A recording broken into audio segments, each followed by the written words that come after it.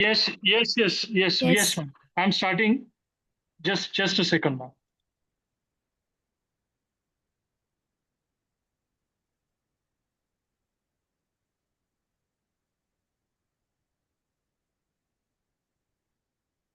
Please continue, ma'am. 5-year-old boy, fourth by birth order, born out of third degree consanguineous marriage, resident of Sambhaji Nagar. Informant been father and grandmother presented with complaints of abdominal distension since 4 months.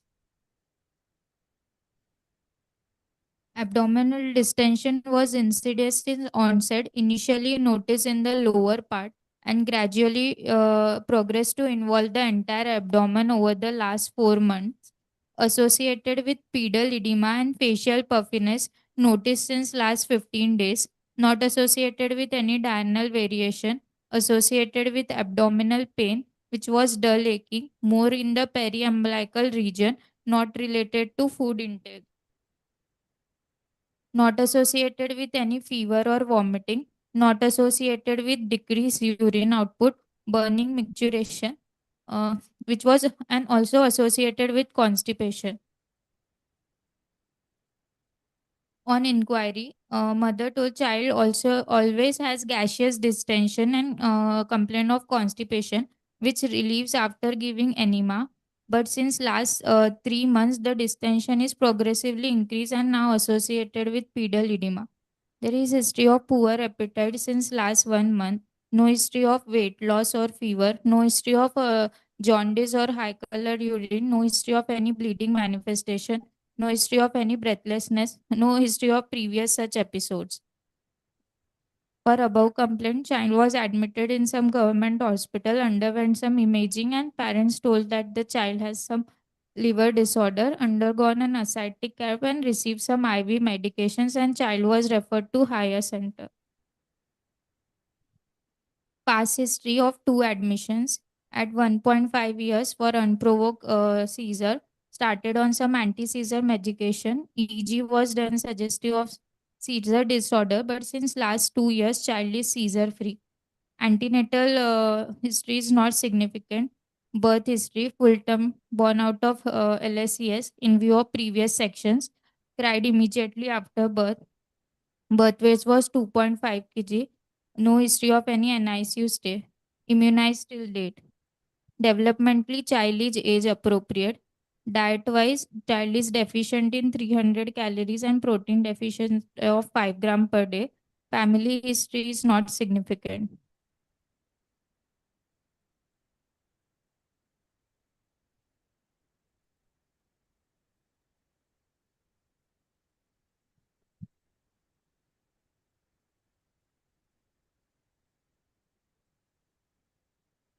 Okay. So tell us, what do you think of the chief complaint? 5-year-old brought with abdominal distension since the last 4 months. And I think she said lower abdomen. Yeah, but initially lower abdomen. Okay. So what does it mean? What do you think?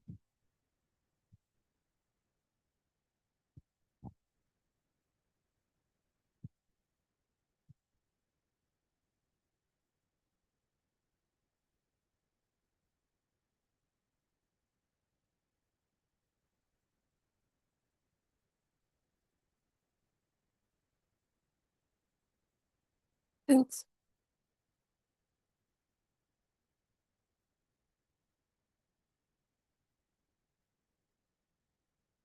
since there's only issue of abdominal distension, it could one be organomegaly, but then she's saying it was in the lower, organomegaly usually it should be in the upper quadrant. And if it was ascites, then it should have been generalized more typically. If it's lower, then it suggests some urinary, the bladder is not likely कि 5-year-old may suddenly he'll be having gradual progression of bladder distension.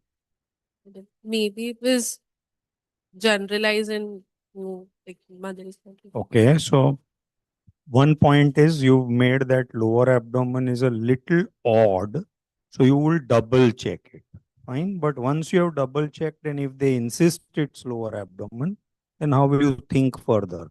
So you said bladder, then you yourself said that bladder can't give you distension. So it will, what happens if bladder goes enlarging? What will happen? How will the patient present? Think. Suppose a bladder becomes big, big, big, big, big. Firstly, if the bladder is enlarging, then there should be decreased urinary output. Absolutely. Patient will present not with the bladder enlargement. They'll present with having not passed urine. And it is painful. Bladder enlargement is painful. Cannot be 4 months at all. Okay, so out of question. So which other structures are there in the lower abdomen? Cell. Excellent. Large intestine. Fantastic. So now when will large intestine get distended to give you abdominal distension? Hmm? Obstruction if present. Very good. So obstruction. Any mass. Okay. So now take it further. Obstruction of large intestine can be acute or chronic. If it is acute, how will it manifest? This is 4 months. So it is not acute. So what chronic obstruction? Good. Could be any mass. Okay, could be a mass. Anything else? Stricture. Any Stricture. Okay. Anything else? Specific to pediatrics? Decreased mobility. Very good. Disease? Push. Excellent. Fantastic. Hirschsprungs. Okay. So Hirschsprungs or all its equivalents you would think of. The question is why 5-month-old started 4 months back is another thing. But good, this is the way to start thinking. Okay. Now what more question will you ask to check whether it is large intestine? So what is one feature of large intestinal distension which is different from other distensions?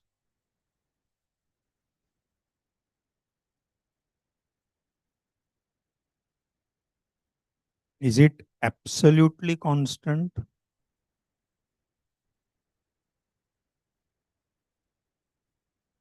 What happens to a constipated person after he passes stool? It reduces. So waxing and waning. So try to ask for history of waxing and waning, right? Okay. I think you gave a lot of good thoughts. Tell us, why not a mass here? You said mass. Very good. Just debate between mass versus any other stricture. Just debate. Doesn't matter because these thoughts were very, very good. Try whatever way. Yeah. Yeah, yeah.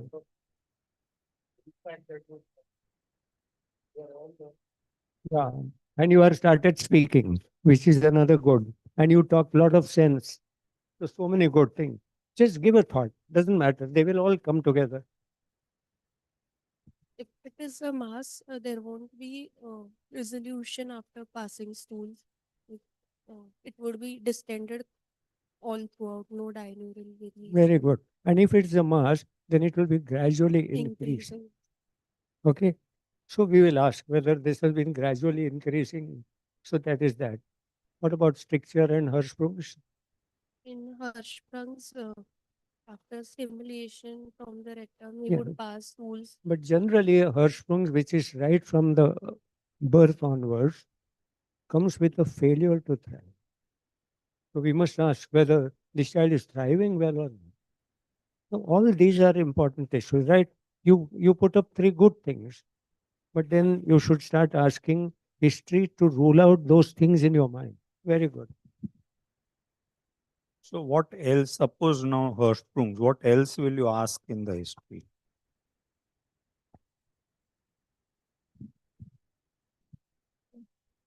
Passage of meconium after birth. Okay.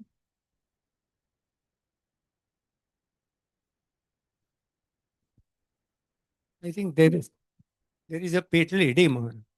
Yes. So it must be a tumor, and it's now obstructing the inferior vena cava.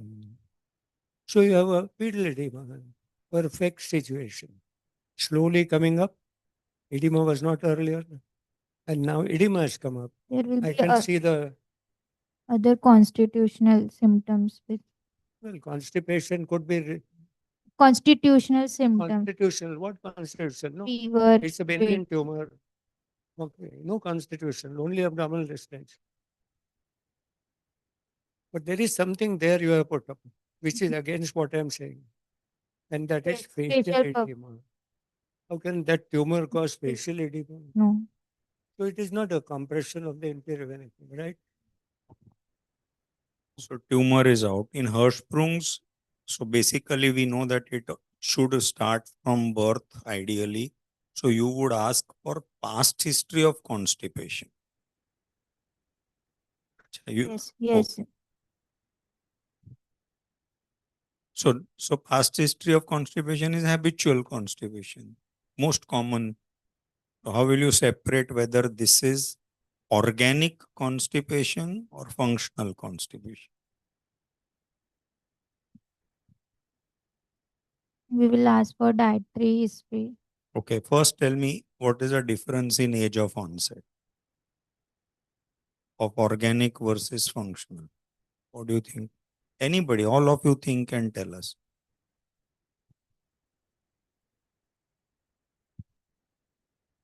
Organic would present since birth. Okay, so And soon after birth. So now again, think deeper. Tell me one condition in the first 2-3 months where there is never constipation. Exclusively breastfed baby. Now you ask if this baby was exclusively breastfed and constipated in the first 6 months. It has to be organic. So that's the Hirschsprung's, right? At birth, delayed passage of meconium.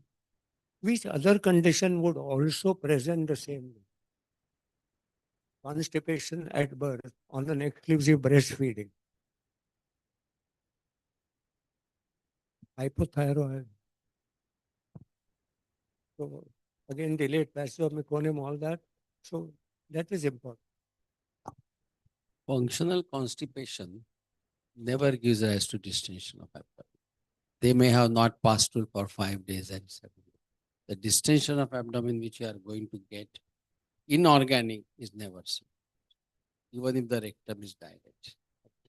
And of course, on PR examination, in functional constipation, the rectum will be loaded, and in Hirschsprung disease, the rectum is not.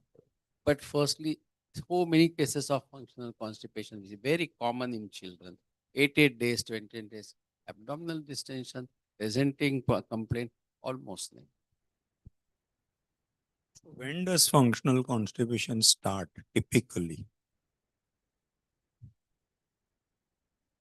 Age, because that's the way you will pick it up.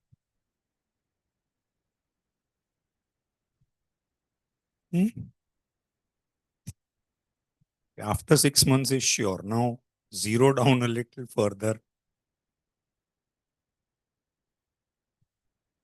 Once like they have achieved bowel control. So like toddlers and later kids. One is when the mother is trying to toilet train them. That is the common age where they start fighting and they hold back and secondly, when food is introduced, so not right at 6 months, but around 1 year or whatever. So, but this is important. Excessive milk diet, wrong diet, all that. So, when did the constipation start is very important. And this first 6 months, these two causes you must always remember, right? Incidentally, if the baby is not breastfed, does this analysis, what we said, hold true? So means what happens to stools in a formula fed baby?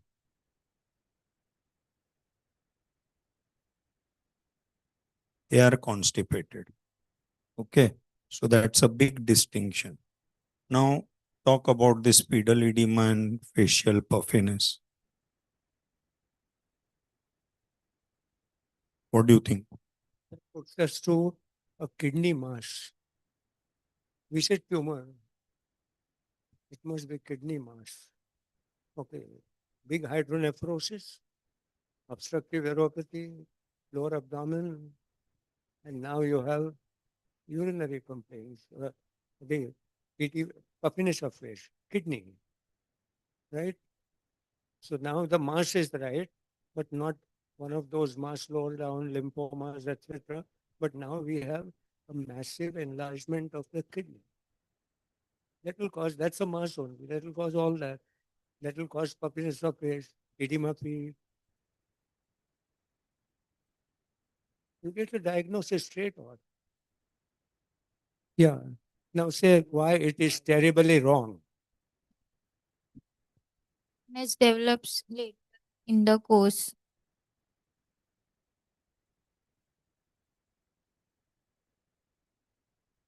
Number retroperitoneal. But when hydronephrosis is large, it almost presents like ascites, in newborn in particular. It can ooze out. It can ooze out fluid. But that happens only in neonate, otherwise not.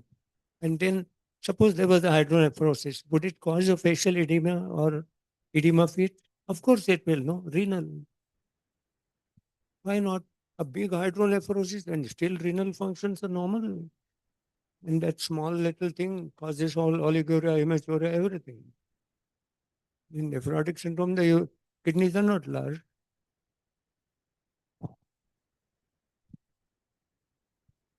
In nephrotic, the edema is not because of the kidney function. No, it's because of losing of protein. So that wouldn't happen. What are the two different parts of the kidney?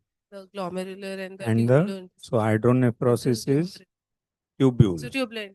And The nephrotic, tubular interstitial, and then Nephrosis is a collecting system. Has nothing to do with renal function. It has only a function of excretion. So it's neither glomerular nor tubular, and therefore glomerular has edema. But tubule also lose proteins, no? Tubular proteinuria. But there is no edema. So glomerular proteinuria causes edema. But tubular proteinuria does not cause edema. why? Come on, you know the answer. Think.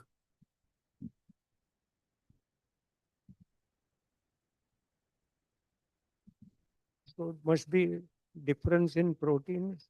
So which proteins are there?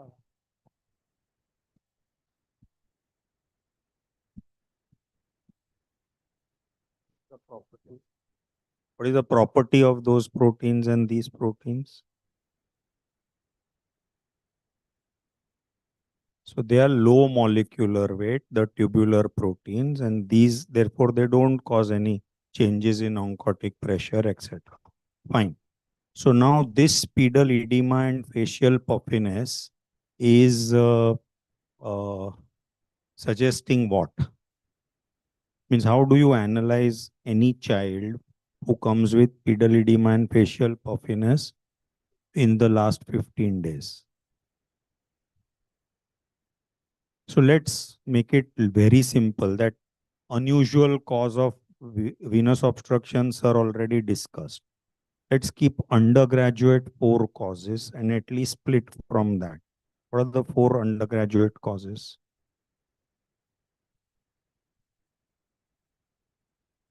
Of pedal edema? Come on.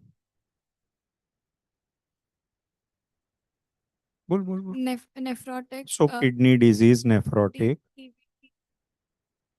DVT, yeah, specific, but that is painful, not with puffiness. So heart. So kidney, heart, liver. And fourth, filariasis is local, so unilateral. Malnutrition. Okay. Let's first split out of these 4, then we'll fine tune it. So tell us pros and cons. Which one it can be? Can it be cardiac? Why not?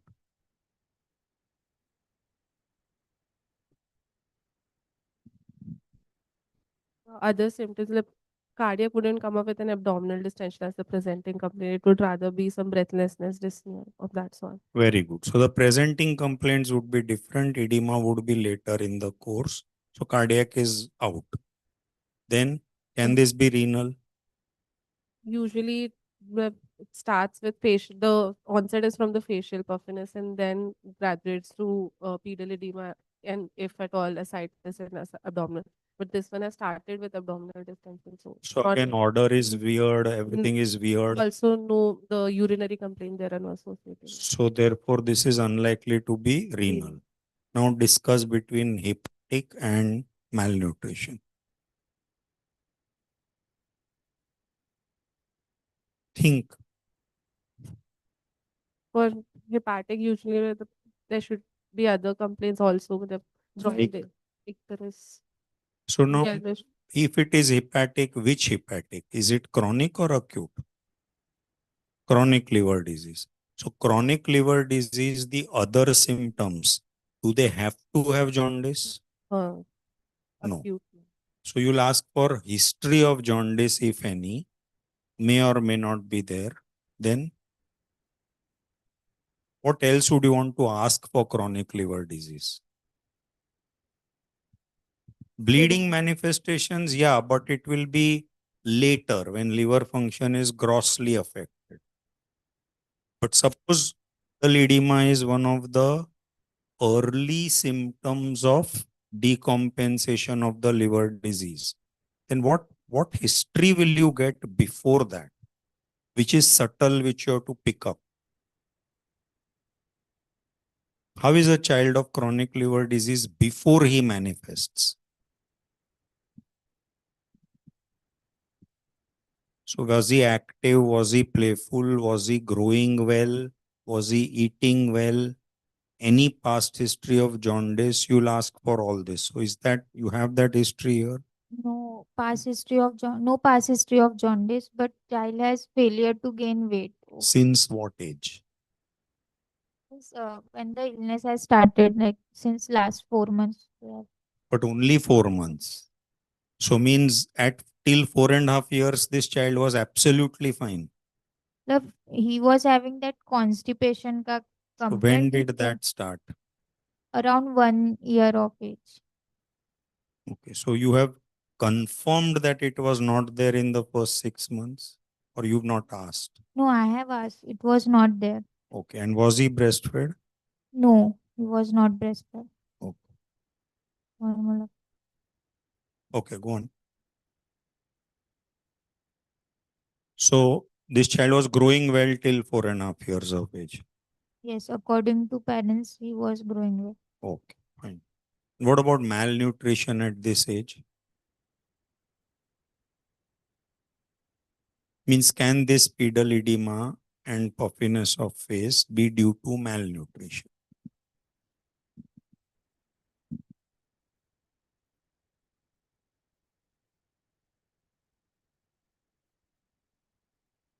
So we must remember, when we say malnutrition, we probably mean here hypoproteinemia due to, or malnutrition means nutritional hypoproteinemia. Remember that at 5 years, it is never nutritional. It is always secondary to a disease. You should always call it secondary malnutrition. So if at all you are not thinking of any of those, then you are thinking of a cause which causes secondary, hypoproteinemia leading to all this. So sir already mentioned even Hirschsprung's can cause failure to thrive, could have a protein losing enteropathy, malabsorption syndrome, all that. These could have subtle symptoms. So you are looking at a cause of hypoproteinemia, which is like this.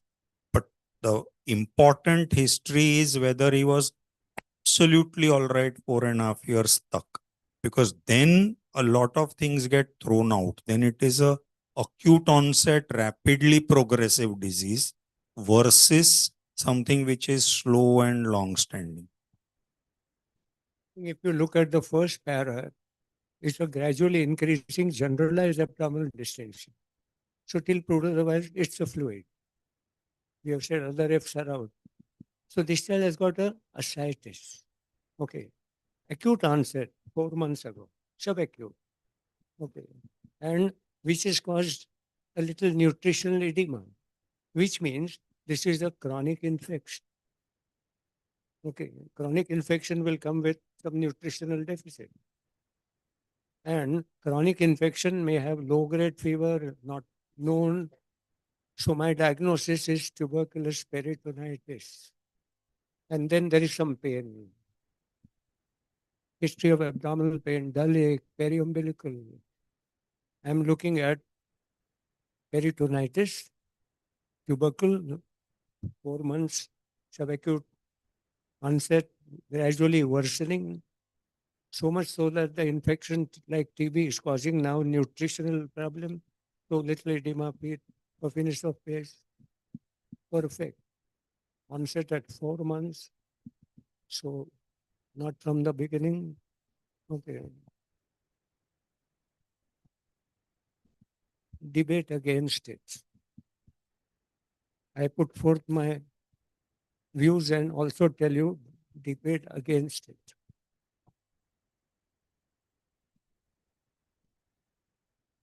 And the correct way is that have you seen tuberculous ascites anytime? May not be.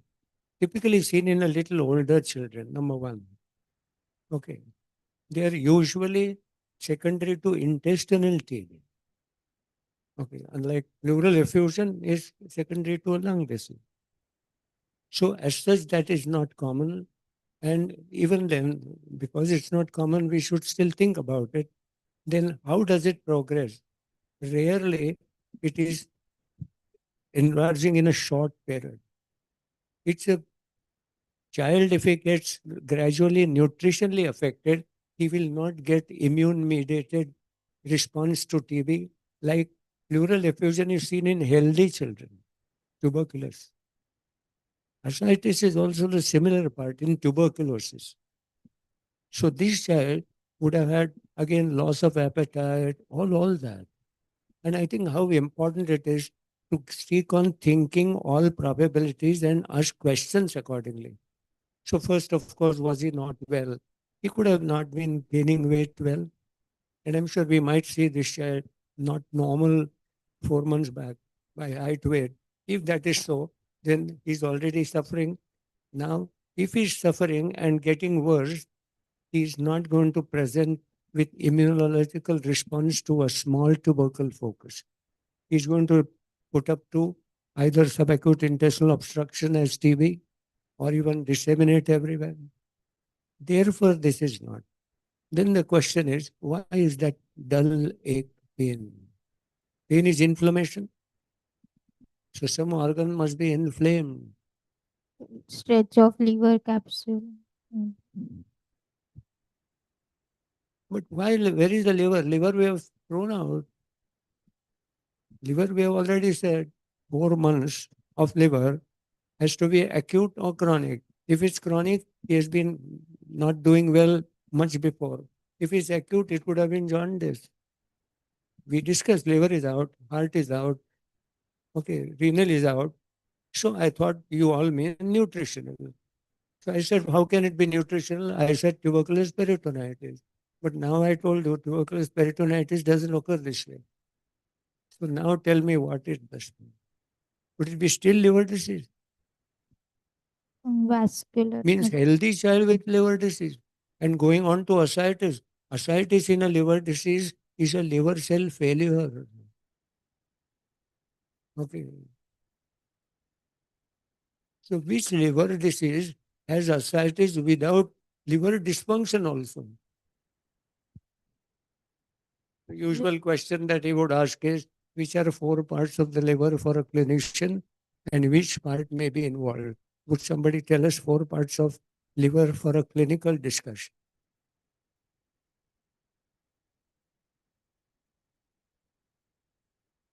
First is Vascular. vasculature, Parenchyma. parenchyma, Biliary. biliary, and so RE cell, reticuloendothelial system. So take one by one. Parenchyma, what should be the features? Acute parenchymal dysfunction, Icterus. Icterus will be there. Sorry, Jaundice. icterus, jaundice, absolutely. Acute is jaundice. Chronic, parenchymal dysfunction. Synthetic functions are affected. So either albumin goes down or bleeding or one of those. Okay. So sir asked ki which of these can cause ascites without liver function affected. So can any of these cause? Vascular. Very good. Vascular. So vascular obstruction prototype is but Chiari. That may cause ascites without liver dysfunction. Right? Okay. Fine. So now further, what is your history here? On inquiry, always gaseous distension, constipation. Last 3 months, it's progressively increasing. Poor appetite. Okay. He's constipated badly. Right from the beginning, looks like. Always had. That like an earthworm. Okay. So where do you stand there? And therefore, it must be dietetic, poor diet. Poor diet must be, he must be malnourished. So we derive out of that. But that story looked almost like a earthworm. That he requires edema all the time. Okay. So again, confirm all that. How is it? And as we said, failure to thrive is a classical story of a husband. And in Hirschsprung's abdominal distension, yes, gaseous, but presence of pedal edema, the child with abdominal distension, tells you that it is ascites and nothing else.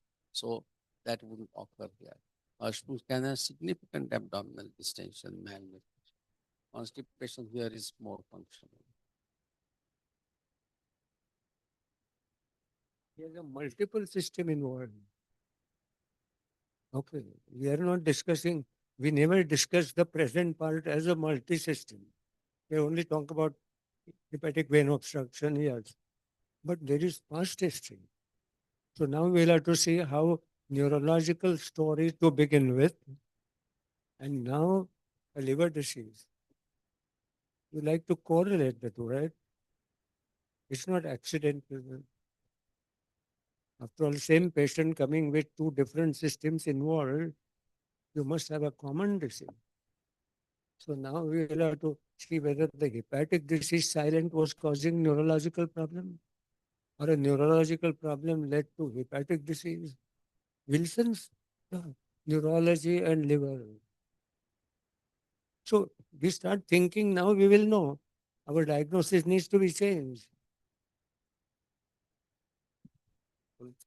Neuro Wilson's present, मतलब neural manifestation of Wilson's around मतलब elder age or Okay. adolescent. Elder age. So here the first seizure, first thing was a seizure Fever.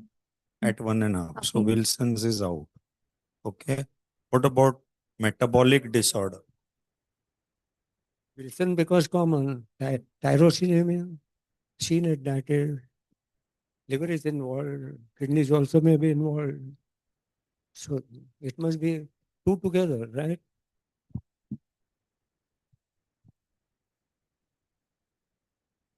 Earlier days when I was being trained, polio and TB meningitis both were common. And we have seen a same child getting first disease sometime and a year later second. And you got a mixture of a TBM with spasticity on one side, lower motor neuron on the other side. And we had to say, oh, these are two different illnesses. Can you say these two are different illnesses? And what is striking there for to say they are two different illnesses, don't bring you together? Child is seizure free since last 2 years. Excellent. One seizure. Okay, but that was unprovoked. So could it be epilepsy? And the answer is yes, but not at that age. Epileptic could have one seizure only, luckily, and never again. So that must have been not epilepsy. Okay, then what it could be? Could it be hypocalcemic seizure? Maybe at 1.5 years of age, he has the rickets. So again, feeding, etc. Okay. But the point is, this is unrelated. That's what I wanted you to say, right? Normally, would you start anti-epileptics for one unprovoked seizure? What is your general? First unprovoked, you start anti-epileptic. No, So then why was he started? You think? I mean, I'm not criticizing. I'm asking for your thoughts. maybe brought in status. Okay, so you don't have that history details. Okay. So one is that whether that first episode was a status. Anything else? You've written no EEG suggestive History of of epileptic disorder. So if the EEG is grossly abnormal or some particular pattern is seen on the EEG, then one may start even after one episode, right? So, but you need to have a proper diagnosis and then you can start. The first seizure unprovoked should be considered as a late symptomatic seizure, which means the brain is already damaged in the past and he's getting a first seizure now. So if it is so, then it looks like unprovoked, but in a brain damaged child, so deserves an anti-epileptic treatment right from first. But if discharge milestones are normal, brain has not been affected, then possibly we should not have done it, even if the EEG shows some seizure. Now, can a child be normal without a seizure when EEG shows a seizure disorder? And vice versa. He has got a seizure, epileptic, but EEG does not show. Both are likely. Okay. And therefore, you cannot relate EEG to a seizure.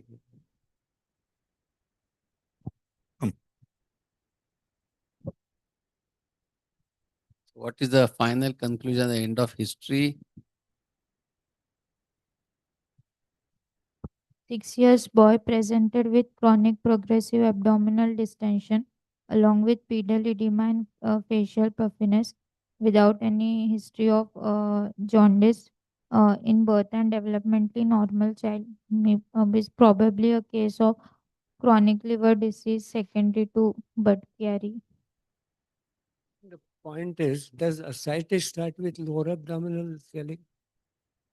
So we need to really check it. But I think it does, no? Because small amount of fluid, you put them on prone and you say, oh, small amount. Must be that small amount. You do that, no? Then it became large. Looks logical, isn't it? If you are asked, how do you pick up a small amount of fluid? You would exactly say that horseshoe-shaped dullness. The horseshoe-shaped dullness in the lower abdomen now has become big, isn't it? Fits in, no? Horseshoe-shaped dullness, you know. Which is lower abdomen, you know. Then where is the problem? Ascites started with horseshoe-shaped dullness. And the answer is it never causes. And in fact, none of us should pick up horseshoe-shaped illness. Most of us must not have seen horseshoe either. And we are dull enough to pick it up. So horseshoe shapeness is a not clinical things for most of us as ordinary clinicians, right? Yeah. So the lower abdominal distension we said was related to the constipation which has been there right from beginning, and it is not because of the ascites, right? On general examination, child was febrile, pulse rate of 110 per minute, respiratory rate of 26 per minute, saturation was maintained, peripheral pulses and central pulses were well felt, extremities were warm. Head to toe, child was moderately built, pallor was present,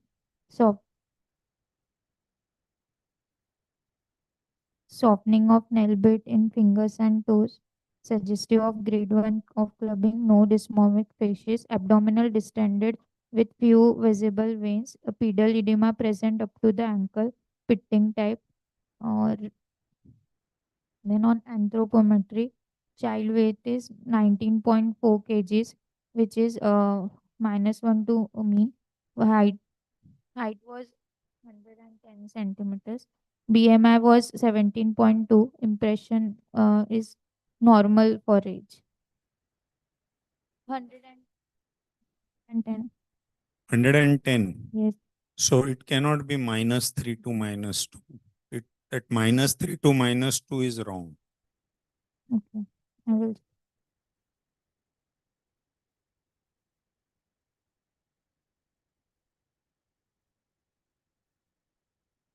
It's 110. -2 to -1.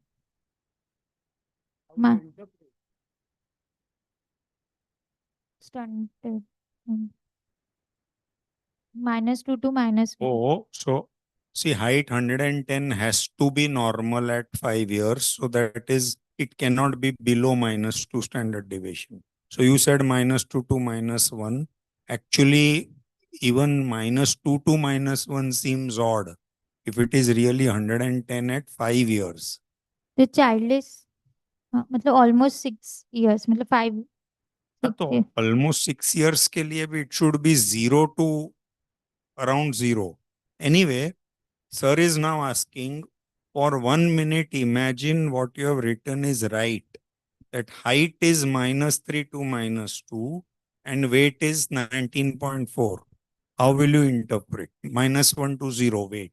So And height is, if affected, means chronically child is malnourished. It is think. weight is more maybe due to that abdominal distension. Okay. So could be that So, fluid so, weight. so one thought is whether the child is chronically malnourished.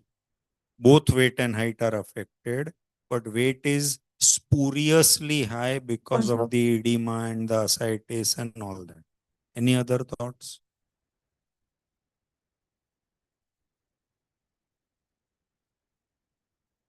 Then it has to be genetic or constitutional, no? So you'll have to look at the family. Okay. Yes.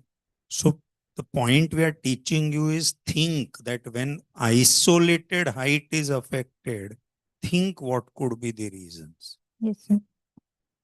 I think if you tap the ascites and tap 1 liter, all that you lose is 1 kilogram. So not too much of it. Okay. Even if you bring down to 17, 16, whatever, the height is much lower. So let that edema not come in the way of analysis of the weight. Right? Yeah, Anjali, we discussed hypothyroid as a possibility, but there are other factors not pointing to this, and the height is not so bad. But yeah, for discussion's sake, right.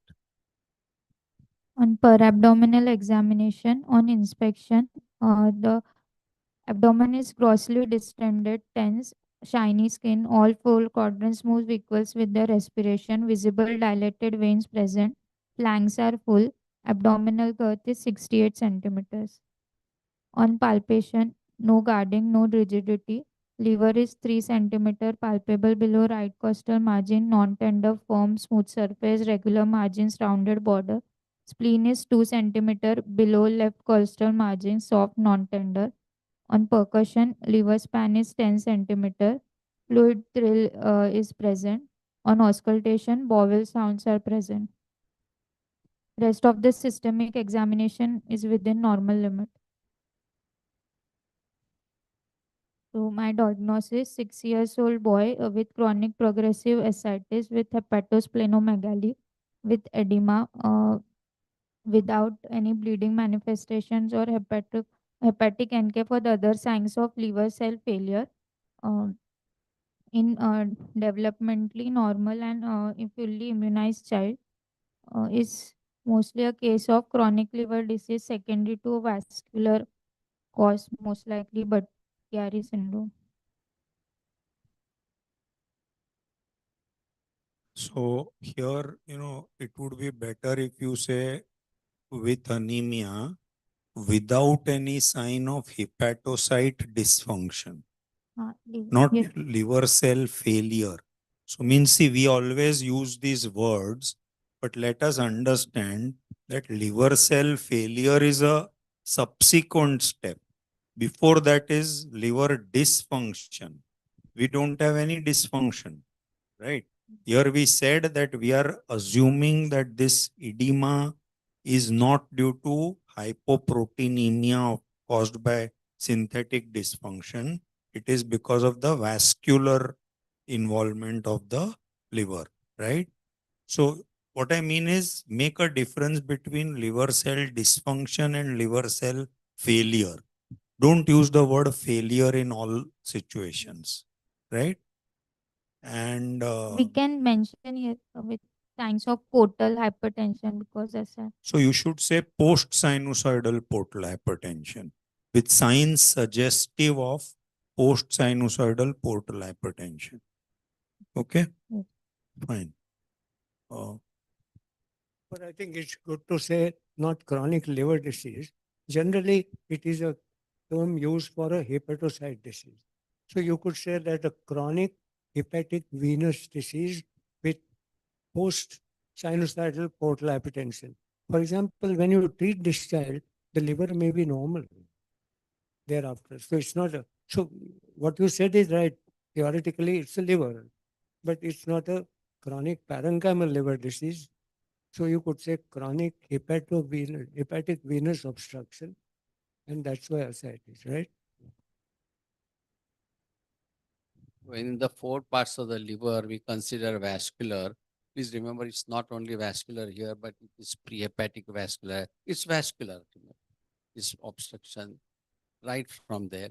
Also, when you mentioned about CVS, in a child who has got something which is beyond liver, think of or at least mention that the jugular veins were not prominent, or in a constrictive pericarditis, or in older patient, adult patient, they have I'm sorry, what is that? Obstruction to the jugular vein, constrictive pericarditis. So that is also to be kept in mind. The management is quite different. yes, sir. Just a point to clarify, why did you do the test every day? 17th, 18th, 19th? Sir, because on 17th, large volume paracentesis were done under albumin cover. So, to look So for would protein. you expect changes in liver function test after paracentesis? We have given under albumin cover. So, to check the protein, albumin levels. How Yeah. much is the albumin in that peritoneal fluid? Is it exudate or transudate? So to me, every day there is no need at all. It's a transudate. It's not a high protein containing fluid that is. And even then you remove it, it's only from that pool you have removed. There's no reason why serum proteins go down. So just to make a point, there must have been some reason more than that. And I don't see any reason, obviously. That's why I wanted to check why that was done really, right? Maybe they had removed a large volume of ascitic fluid, which means they have a large volume of albumin from the child. And that is why I wanted to compensate by giving one albumin transfusion. Even, even then, if the large volume is removed, significant loss can occur.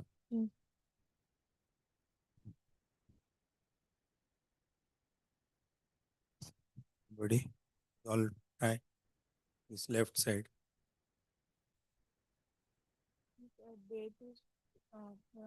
Date is wrong here. It is of January.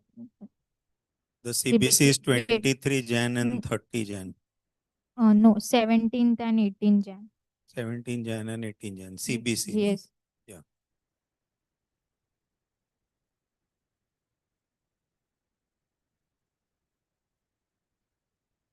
Right. Very simple. Right. So this 23 Jan CBC with hemoglobin of 7.2 and uh, it just looks like microcytic hypochromic.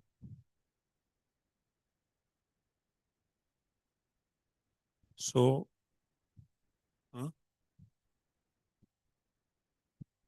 On 17th, large volume paracentesis was given. So the CBC after that is showing hemo concentration as compared to previous.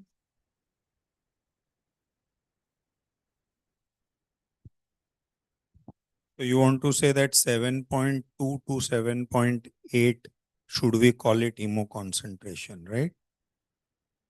That's the discussion, no? So in dengue, when do you call it hemoconcentration? Is there any particular this thing?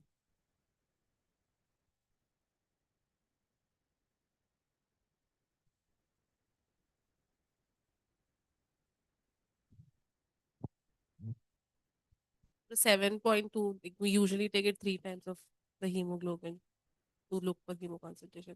And for a 7.2, the 23 ka level is still closer by, and for a 7.8, 29.3 is. Agreed. So hematocrit, if it is right, it has jumped a lot. So that is hemoconcentration. Generally, the rule is there should be at least a 10% change or a change of 1 gram of hemoglobin. Then you call it hemoconcentration. So even in dengue, when you are following it up and 14 becomes 14.5, that is not significant, right? So you need to have a quantity to decide what is the change, right? And you rightly said microcytic is there, hypochromic is just you have to go by MCHC. MCH they have not given, but fine. So this is mostly iron deficiency anemia. Okay. Yeah, 20% PCV rise, correct. Yeah.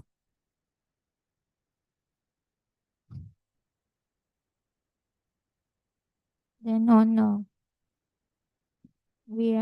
ascitic fluid routine, there was total cells of 88 cells, lymphopredominant protein of 0.92, and this is ascitic fluid biochemistry.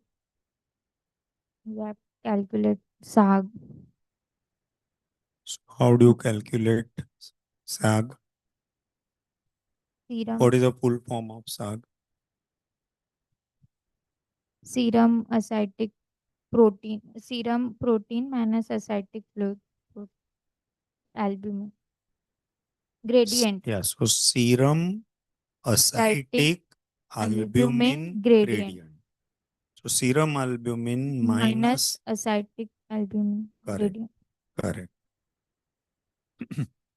And this is USG abdomen of the child. Just tell us what it says because we can't read it. So there is impression was in outside USG. It was given moderate hydronephrosis, moderate ascites, and gaseous distension of large bowel. Rectum is distended. Consider Hirschsprung. And then on outside CT that was done, but report was not available. So we move forward with MR venogram, which was suggestive of the distal right hepatic vein and middle hepatic vein and left hepatic vein. All were not visualized, possibly chronically thrombosed, which feature consistent with chronic but Chiari liver disease. All the three veins were thrombosed. Right, and left and middle hepatic veins. So, child went under DIPS procedure yesterday under our intervention radiology. Post procedure, child is vitally stable. Then he's under us currently. Fine. So now the outside USG talked of hydronephrosis. So what happened to that? In our USG, it was not mentioned of any hydronephrosis outside.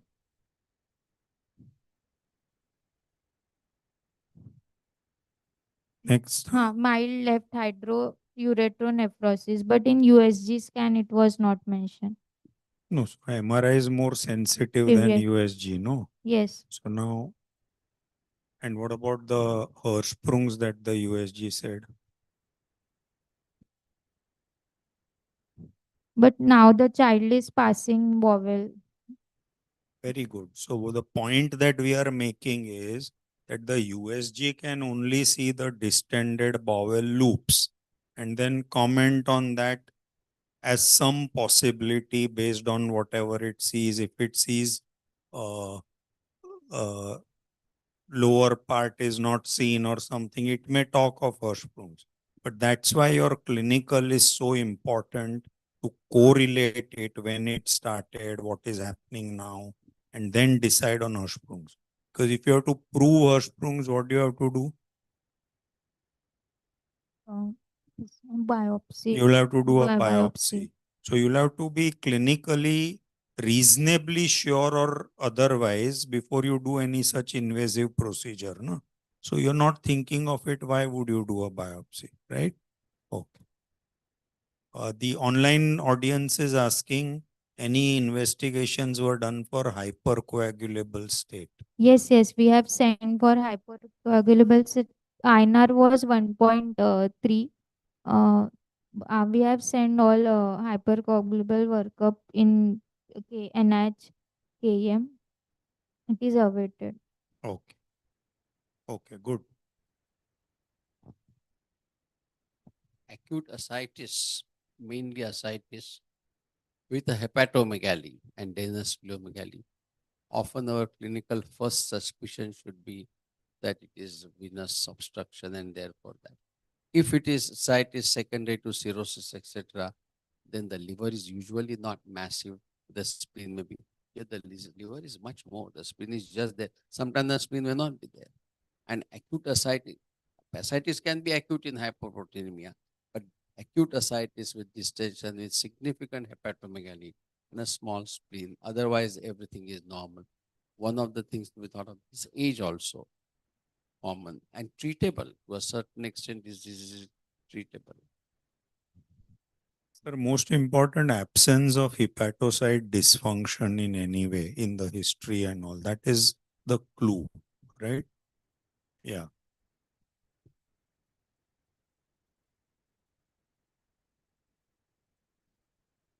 There was some hyponatremia. Yes, 127 was. One report. After that, it was almost 130 above. Okay. Only the child was on spironolactone, and we have started him on furosemide and spironolactone both. And outside me, he was having hypertensive readings, so they have started on nifedipine for him. But at our side, that there was no hypertension, so we have tapered and stopped the hypertension. Okay.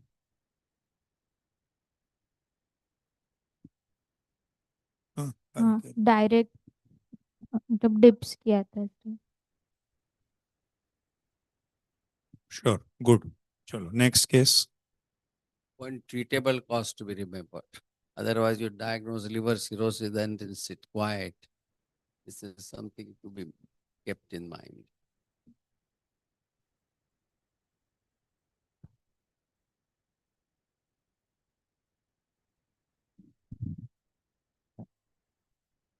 Fine.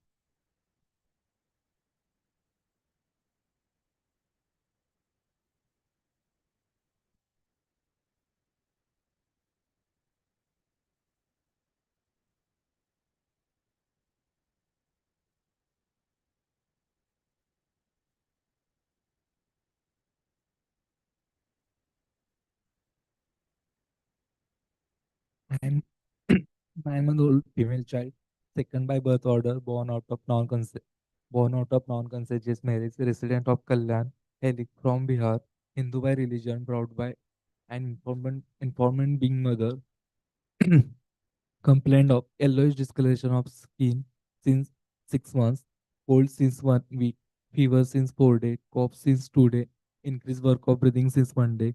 Mother noticed yellowish discoloration which was initially present over eyes and face, now progressed to involve the chest and abdomen and the entire body. Mother also noticed that the baby's urine has been dark yellow in color and leaves a stain on the diaper. There was a passage of clay colored stool intermittently, not associated with blood or mucus.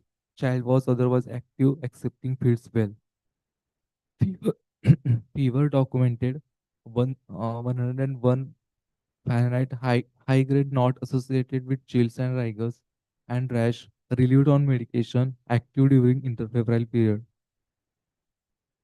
Cough was non-spasmodic, weight sounding, associated with post-acute vomiting. 2 episodes of post-acute vomiting contained being undigested food particle, increased work of breathing in form of respiratory rate and chest indrawing, history of abdominal distension present, history of pruritus present, history of bottle feeding present, no history of fever, no history of decreased oral intake and his urine output, no history of irritability, lethargy, no history of failure to gain weight, no history of bleeding manifestation, no history of similar illness in family, no history of breathlessness, pedal edema, no history of blood transfusion in baby or family members. Past history, child was admitted in railway hospital. After being multiple investigation, child was referred to the Sion hospital. NC-wise, uneventful. Birth is was full term normal vaginal delivery. Cried immediately after birth. Birth weight 2.8 kg. No NICU stay. Uh, Neonatal jaundice on day of life 2. Fast stool after 24 hours. Developmental milestones appropriate for age. Gross motor sit without support. Fine motor immature pincel graph present. Socially waves bye. Language speaks bisyllable words. Immunization 9 months pending. Family history not significant. Diet history on breastfeeding. Top feeds with formula feed. Summary.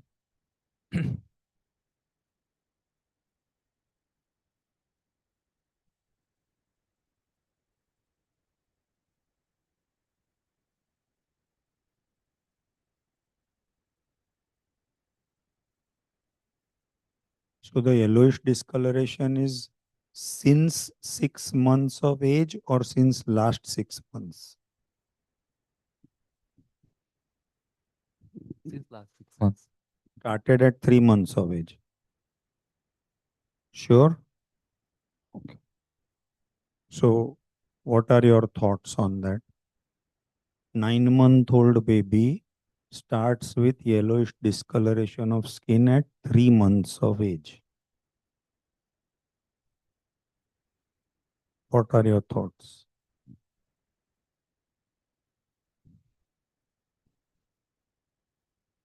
So, what is the first question when you are thinking of jaundice in your mind to separate out? What are the two types of jaundice? So, what is the first question on history that you ask? Urine color, not even stool. First is urine color. If it is high colored, that means you are dealing with conjugated. So then you think of those causes. And if it is unconjugated, you think of those causes. Okay. Now at 3 months, let's make it simple here. There is high colored urine. So at 3 months, high colored urine, jaundice starts. What are your thoughts? Hemolytic anemia. So now think and tell me yes or no. Everyone can pitch in. What kind of jaundice does hemolytic anemia cause? Indirect. So urine will be not high colored, normal. Okay. Second, when there is hemolytic anemia, what is the primary problem? The anemia, no? So they should present with pallor. Okay. And at 3 months, which hemolytic anemia starts? Odd age, no? So for all these reasons, right? Good. But we have started thinking. Next, 3-month-old starts with jaundice and high colored urine.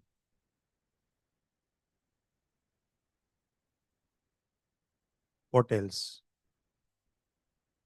Can it be a infection, hepatitis, viral A, viral B, C, D, E?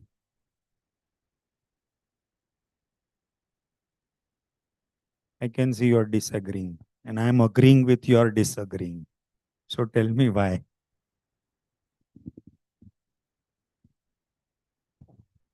First 6 months child is breastfed, so hepatitis A and E will be unlikely. Absolutely. At So first, hepatitis B vaccine is usually given, so that is also. there's no source for infection to get hepatitis A, etc. So that is out of question.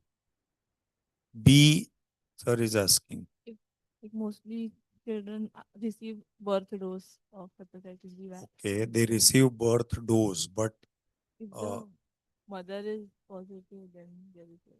so if the mother is positive, then can this baby manifest with jaundice due to hepatitis B? So we are talking of two situations. One is baby has acquired hepatitis B right intrauterine, and can it manifest at 3 months? That is one. And second, we are talking of baby acquiring it at birth.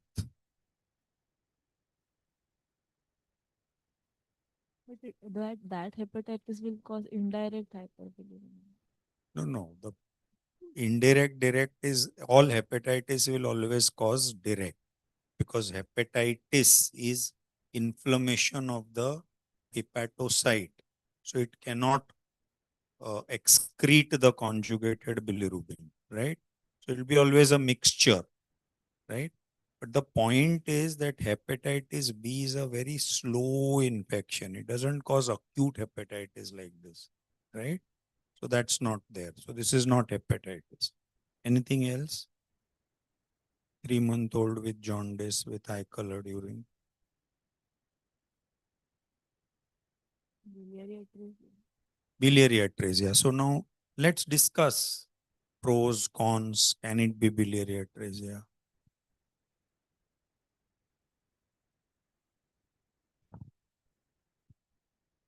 Biliary atresia usually presents in the neonatal age group. It gets to present at 3 months before being absolutely fine for the first 3 months, no jaundice.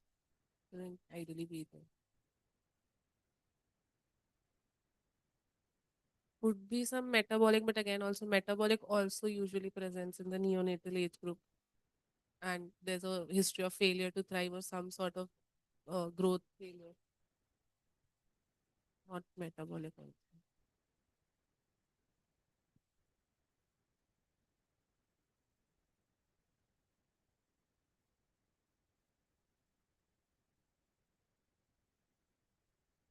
Any other thoughts?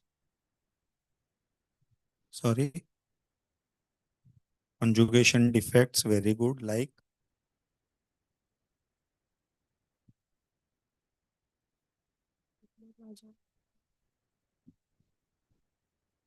very good. Krigler-Najjar. So Krigler-Najjar is which type? Indirect. Which are the direct ones? Rotor and Dubin-Johnson, right? So thought process wise, right. Now, what is the practical clinical way? How do these children or these patients come to light? They don't come so early and they don't come with such deep jaundice. So they will not have skin color yellow. You'll incidentally notice some jaundice or much later, right? Right. I think we have traced the whole situation, indirect, direct, movement to direct, hepatocyte or biliary. Once you say the difference is between the two is a biliary for a child is not sick, is feeding well. Hepatocyte disease, the child is sick and is not feeding well. Okay, but both could be irritable. The biliary could be irritable because of itching, and hepatocyte could be irritable because of he's not doing well. But that's the difference. So once you come up to biliary, then the next thing is it intrahepatic biliary or extrahepatic biliary? That's the next thing. In other words, I'm talking about, let's call it cholestasis and extrahepatic or intrahepatic. Again, the difference, if it is intrahepatic, sick child. If it's extrahepatic, not sick child. So you get straight up. Now, when you say, suppose this is extrahepatic, so not sick, then what else? Still possibility. One is biliary atresia, second is choledochal cyst, and a third is biliary calculus. All three obstruction outside. How do you differentiate these three? Then you get a diagnosis. So I think this kind of a case is almost mathematical algorithm. Okay, add this if it is green or it's yellow, fine. So how do you differentiate between choledochal cyst, biliary atresia, and a biliary stone?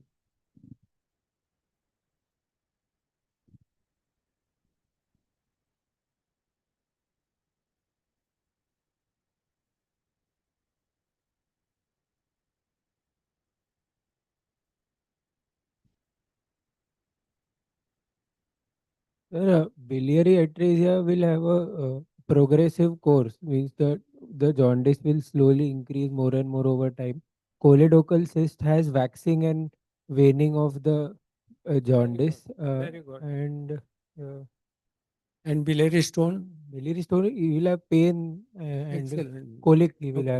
have. Very good. Okay.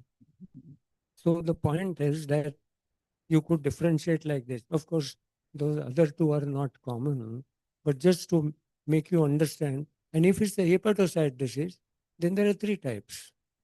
One is infection, any infection. The second is metabolic disorder, and the third is immune disorder, autoimmune. Not autoimmune at this stage, not infection at this stage. Okay. So then the question is it metabolic? If it's metabolic, the story is vomiting, sickness, okay, and not jaundice. In fact, hepatocellular failure maybe. So this is not metabolic. So again, you can easily come up to a conclusion. Now the question that you answered right, tell me why biliary atresia started at 3 months of age. Born with biliary atresia, right?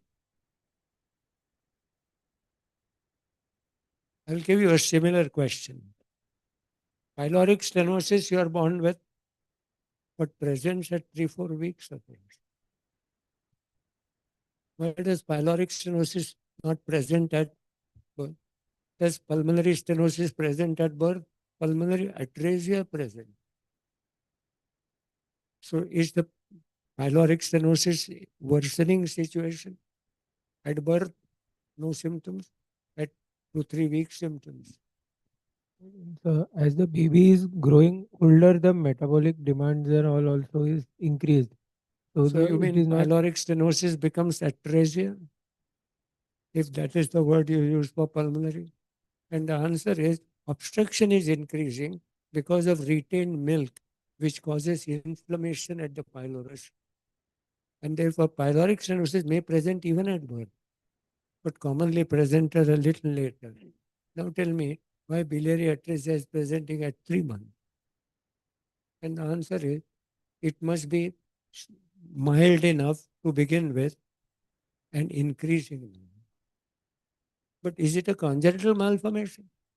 If so, then it doesn't increase like this. Then it's acquired. It is acquired in intrauterine period. So it is fetally acquired. Okay. And that's why this biliary atresia will become biliary cirrhosis, extension to even hepatocyte. So it's not a congenital malformation, it's a fetal infection which presents either as neonatal hepatitis or presents as a biliary obstruction. Both end up with biliary liver disease. Neonatal hepatitis may have a different course. Some of them may get well, but biliary atresia will not. It will cause biliary cirrhosis. And 3 months is already a little late enough to cause a cirrhosis, right? So one is that online, I think Priyanka answered it's pathological conjugated jaundice. So right, absolutely. And then further discussion, Amdekars sir told us how to branch out. And for this to be biliary atresia, we need to double check whether it really started at 3 months, whether there was definitely no jaundice prior to that, and all that. So we need to get into the details. It's a little unusual if the baby was absolutely normal for the first 3 months without any high colored urine and all that, and then started at 3 months, then you might start thinking of, as sir said, extrahepatic and intrahepatic. So you start thinking of other causes of cholestasis, but not necessarily extrahepatic biliary. It is not seen earlier is what level of serum bilirubin you start seeing jaundice. And the answer is total bilirubin has to come up to 2 milligrams before you pick it up in the eye. That too not easy. So this must have started with some biochemical evidence of obstruction, but then went on increasing, at which time the parents saw. Now, for a doctor also, it's not easy to pick up in the sclera. But for a parent, it took 3 months to come to report. And meanwhile, the baby is developing well, baby is growing well, baby is breastfed. So there's no reason why. But the first symptom could have been a high colored urine. Okay. Simultaneously, thereafter, uh, it coming up in the eye and skin, of course, later. So that may be important. But a high colored urine may not be so high colored visible.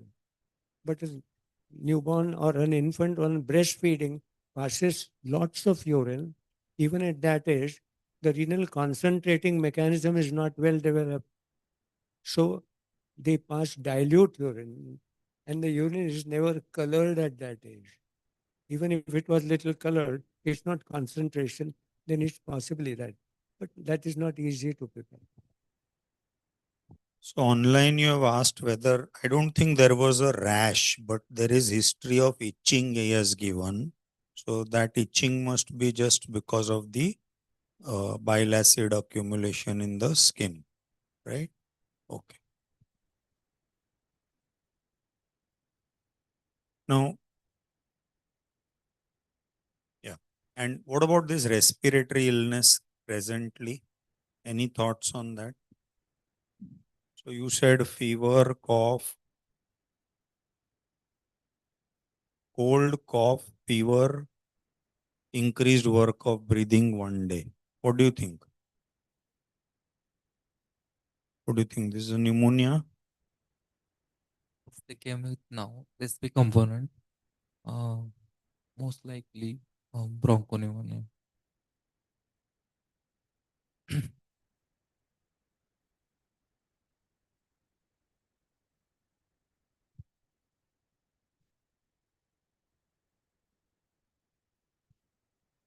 Viral. Maybe some viral NRI at that time.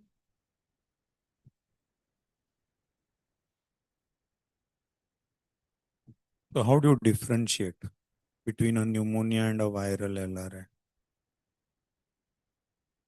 clinically?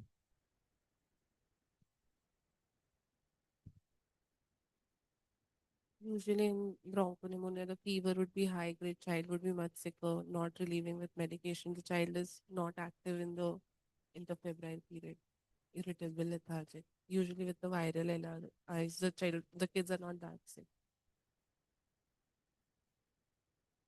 We made this point earlier also. Try not to use the term bronchopneumonia. It's not a correct term to use. So basically, difference between a bacterial infection and a viral infection will be, bacterial infection will start with high fever. Viral infection will start with cough cold. So that starting, that onset is very important, right? And then if this history is right, after 4 days of fever, increased work of breathing. So that timing is also important to decide whether it's bacterial or viral, right? Now, later you've given history of abdominal distension, pruritus, bottle feeding, okay? And then all this is clear. So now sir is asking, can you anticipate findings? Incidentally, what is immature pincer grasp?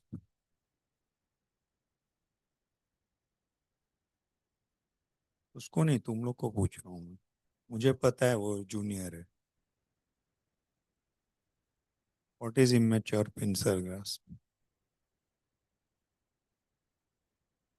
So when we doctors have difficulty in telling what is immature pincer grasp, how can you get it on history?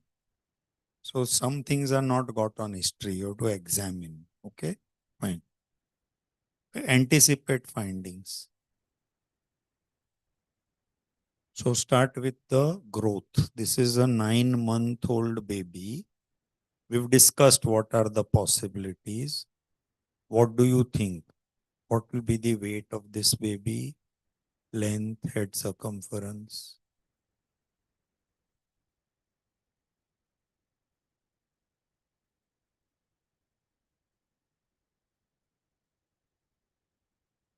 Birth weight was how much?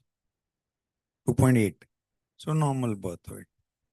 So normal birth weight, 9 months, what should be the normal weight? And then you can tell us you expect less, more, whatever. 7 to 8 kg, okay. So now give a justification. You could be right. So just give a justification. 7 to 8 is normal or you're expecting in this baby?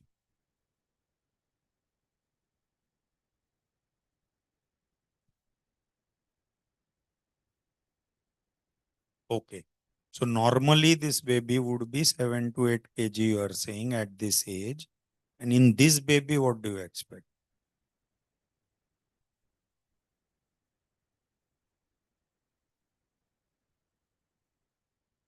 So what did we say? We said if it is a biliary tract disease, is it a sick child or a not sick child?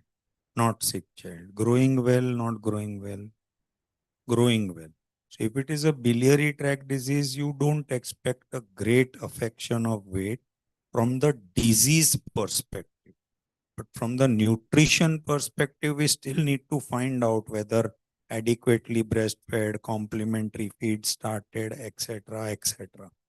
And we made a point that just in case this is a late, like 3 months is correct, and just in case we have to think of other causes, then the weight may be affected, right? I think considering the diagnosis of biliary atresia, first 3 months or at least 2 months, he must have grown well. So 2.8 would have become maybe 4.8 by 2-3 months of age. Thereafter, he must have started with some effect of biliary atresia on the liver, but not significant. So next 2-3 months, he must not have maintained the same weight gain and must have been a little less. But thereafter, he could have also been stationary.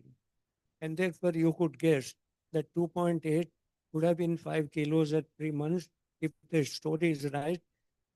Thereafter, he has faltered, and to that extent, he could be about 7 kilos or so. This is our guesswork. But the length could have been a little better than that, because the length starts faltering a little later than the growth. Wait, so you could push that a little later, and the head circumference, of course, will be normal. The point is, you can many times pick up all this, provided the history is perfect.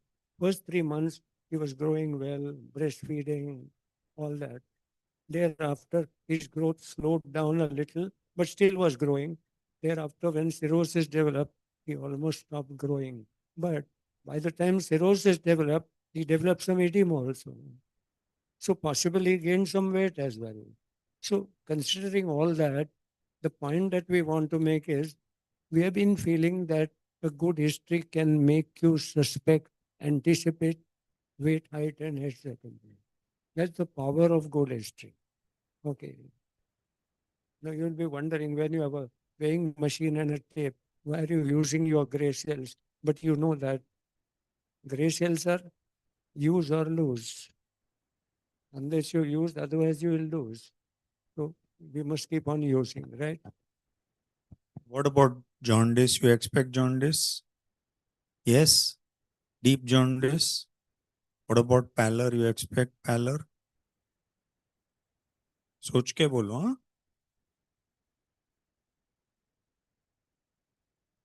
So it's difficult to make out pallor in the presence of so much jaundice, right? What about liver spleen? Expect or don't expect? It's a biliary disease.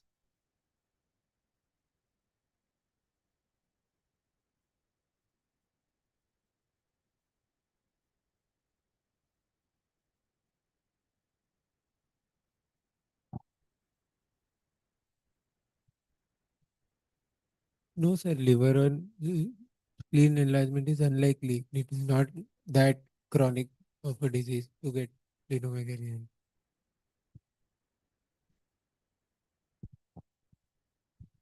So these are rapidly progressive diseases and it will soon spill over to cause liver problems. So you would, even as soon as 3 or 4 months of age, you would start getting a hepatomegaly in a biliary atresia, right? You do expect liver and spleen. And there's history of abdominal distension is already given, correct? Right. Spleen. So when would you get spleen in a liver disease? Portal hypertension. So do you expect this baby to go into portal hypertension at this age? So we can have a spleen also, right? What about ascites?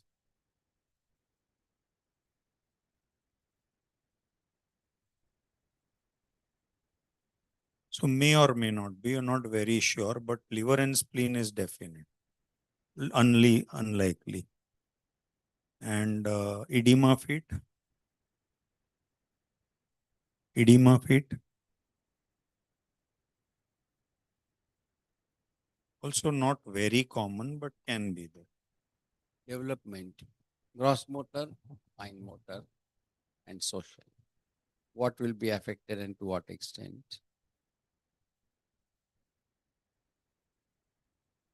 In the initial phase, nothing may be affected. Later on, if at all anything is affected, it may be in the form of gross motor. That also the baby is not nutritionally greatly affected, not much. And social development, not so far. So there's no alteration in the development aspect. That's what is you have written, everything normal, waves Y by X. So it fits in with the isolated liver disease and its other ramifications.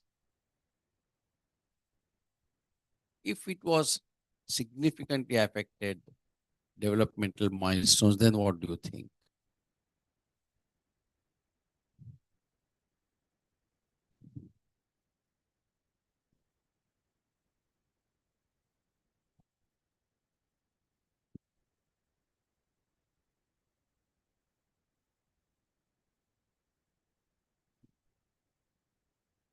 A primary biliary disease shouldn't have had that, but then you start thinking of whether there is any metabolic disease coming up.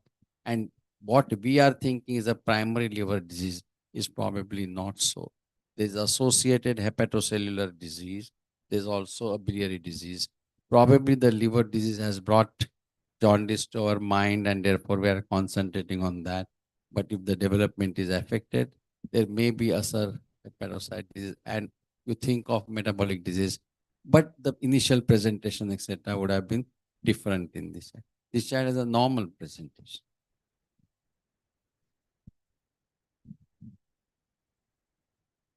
9-month-old female child born out of non-consanguineous marriage with neonatal cholestasis under evaluation with no history suggestive of liver cell failure or hepatic enzyme in a well-grown child, developmentally normal, partially immunized is a most likely case of biliary atresia or progressive familial intrahepatic cholestasis.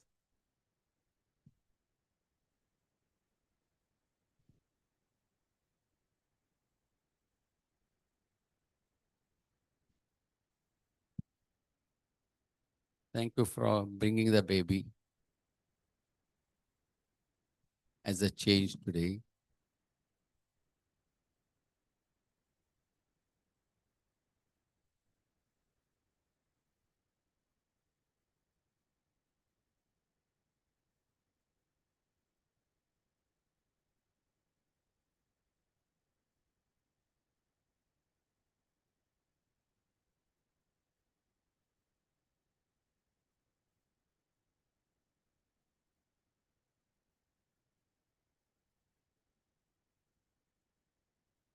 क्या नाम है मेरा? शालिनी, लड़की है।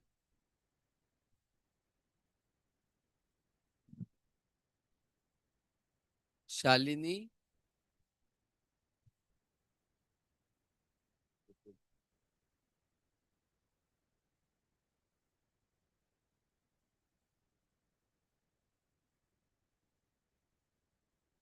you smile, but you looking at me like you look at a stranger. Knows her name. Look at Like well good. When sir asked this, called her Shalini and she looked at sir. What all was confirmed or ruled out? Hearing is normal. Vision is normal. Huh? Localized sound. Something more very important. Cognition is normal. And most important, social interaction is normal. Autism is ruled out. Okay. So as a pediatrician, always at 9 months, ask this, do this, call the baby by his or her name. call by name. I call Shalini and she looked at me. Then I will call ABC. And if she still looks at me, then I don't know whether she's responding to sound or to her name. So make sure that she's really responding to the name. I can see pallor, I can see frontal bossing, hypertelorism, thalassemia major.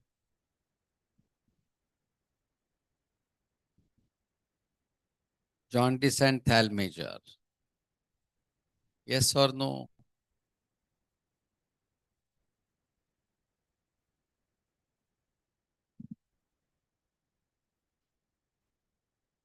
Thalassemia should have unconjugated hyperbilirubinemia. But it, No history of previous transfusion. No history of previous transfusion. No history of family history.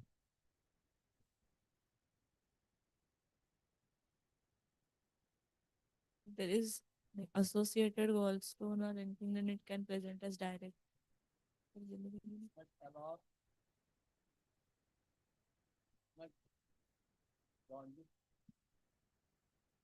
In a hemolytic anemia, the pallor is marked and the jaundice comparatively insignificant. There may be no jaundice. And in the liver disease, the jaundice is prominent while the pallor may be very mild. But in chronic hemolytic anemia, there are bile stones. So direct bilirubin.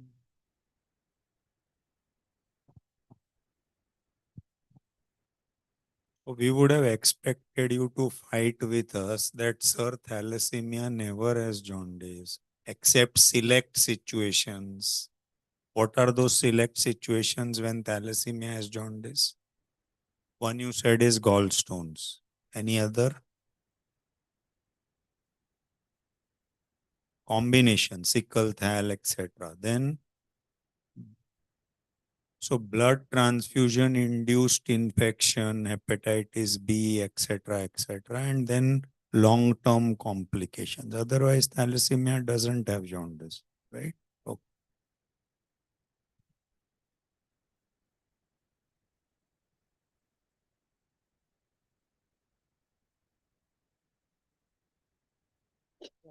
You can see from here and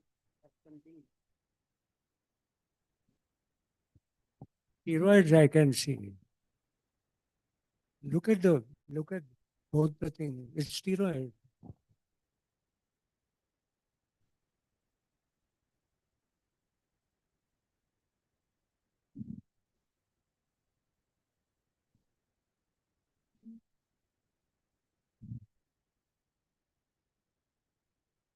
Doll like.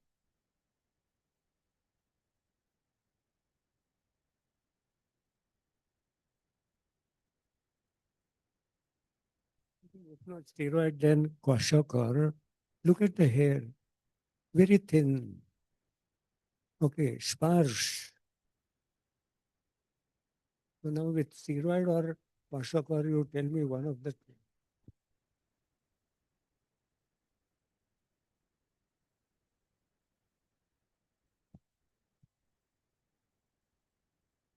The hair changes in kwashiorkor. Sparse hair, right? This is sparse. Skin. Most important, easily pluckable. The other thing is, if it's kwashiorkor, what is his behavior like? Would be just There is no lethargy or irritability. The child is active, lethargic, but irrit. it is neither steroid. Okay, this has been since birth only. Some of the babies have The appearance of a steroid baby at this stage. It is maybe some degree of malnutrition, maybe you may have a little bit here, but steroid is a different appearance. Just comment on the abdomen.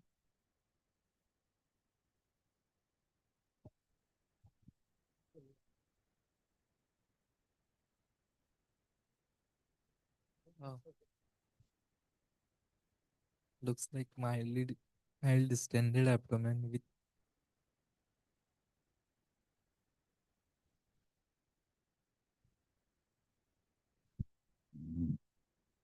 mildly distended with everted umbilicus with no scar, no sinuses, no significant dilated pains.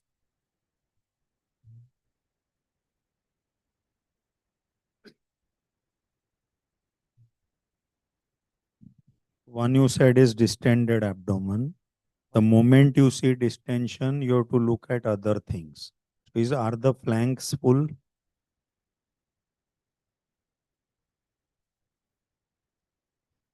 See and tell us whether the flanks are full or not.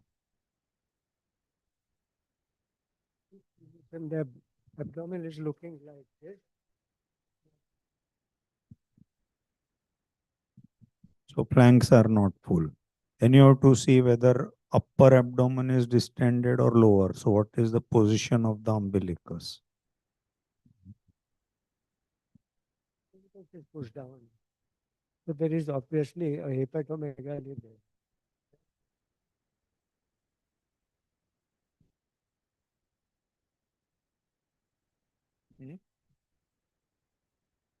So that is that viral respiratory infection or whatever.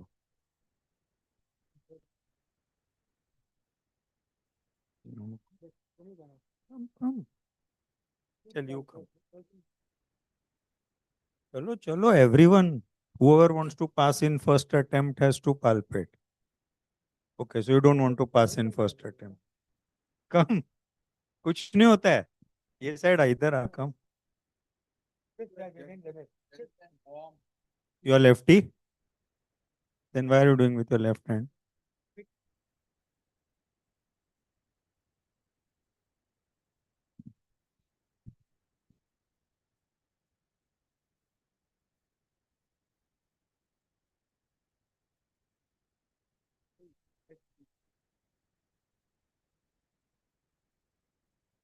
Not palpable.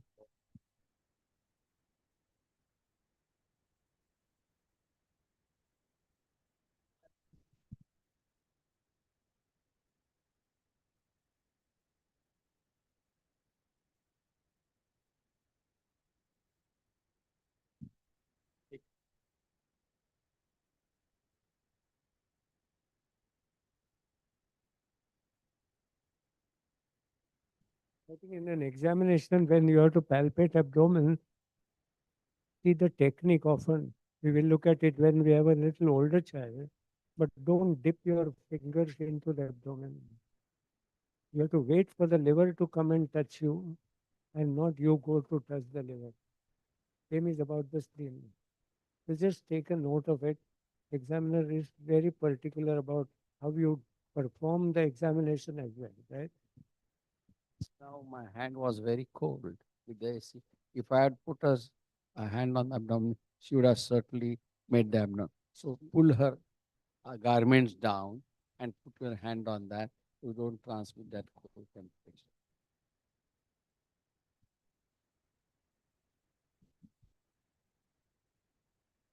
Examination, child was febrile, heart rate around 140 per minute, respiratory rate 48 per minute, intercostal retraction and subcostal retractions were present, saturation 100% on room air, peripheral pulses were well felt, central pulses were well felt, extremities walk, CRT less than 3 seconds, icterus present, head to toe examination, no facial dysmorphism, normal spine and skull, no abnormality noted in upper limb and lower limb, normal chest and abdomen, normal genitalia.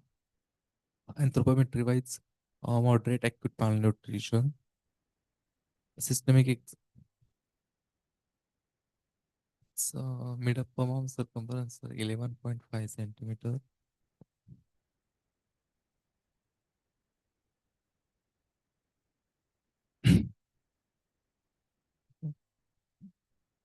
Systemic examination wise per abdominal. On inspection, mildly distended, umbilicus central everted, no surgical scar, dilated veins, striae, fistula, or with no visible pulsation, no hernial orifices. On palpation, superficially, no tenderness guarding rigidity. On deep palpation in right upper quadrant, liver palpable 4 centimeter below uh, coastal margins with soft consistency. On percussion, tympanic note. On auscultation, vowel sounds were present. Respiratory system wise inspection, normal shaped chest, symmetrical movements, no tachypnea present, subcostal retraction, intercostal retractions were present. Respiratory rate around 48 per minute. Trachea in line with no use of accessory accessory muscles is present. On palpation, inspective headings were confirmed. On percussion, resonant note were heard. On auscultation, bilateral crepes with air entry equal on both sides. Rest of the system were normal.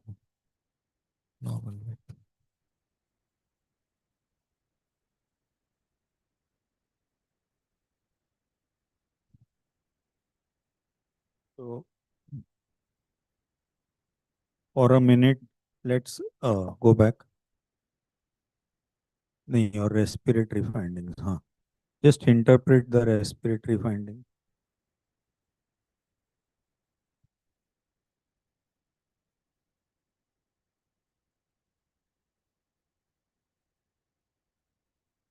Intercostal retractions means what? Parenchymal. Subcostal means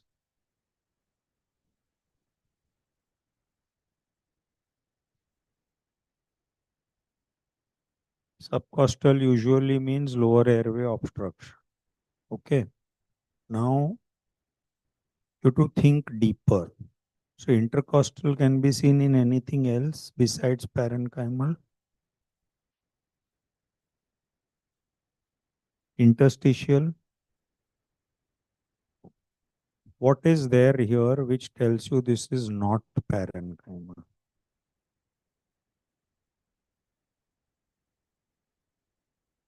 Parenchymal is localized or generalized? You get a pneumonia localized or generalized? Symmetric movements. One. What was the baby, sick or not sick? When you saw the baby, not sick. So this could well represent a interstitial involvement suggesting a viral infection, right?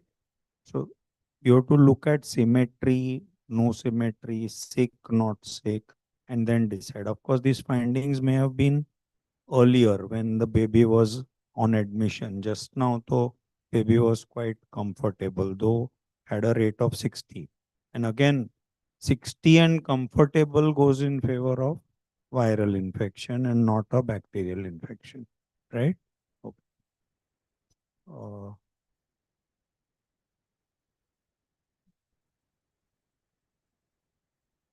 So that is a junior, so he wouldn't be able to be exact. So 4 centimeters liver, no spleen, and otherwise nothing else. So now what is your final diagnosis? What is your final diagnosis?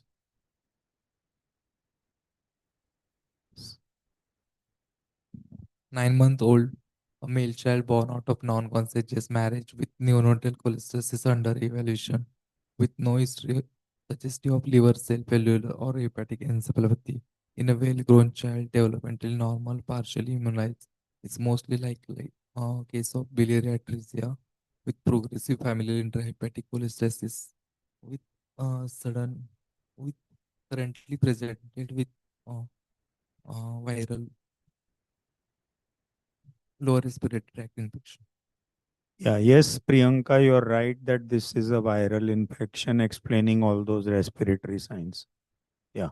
So now between these two, between biliary atresia and progressive familial intrahepatic, any debate?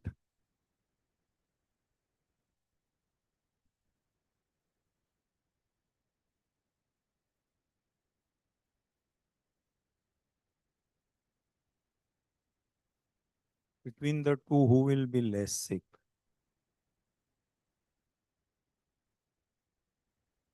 Biliary atresia will be less sick.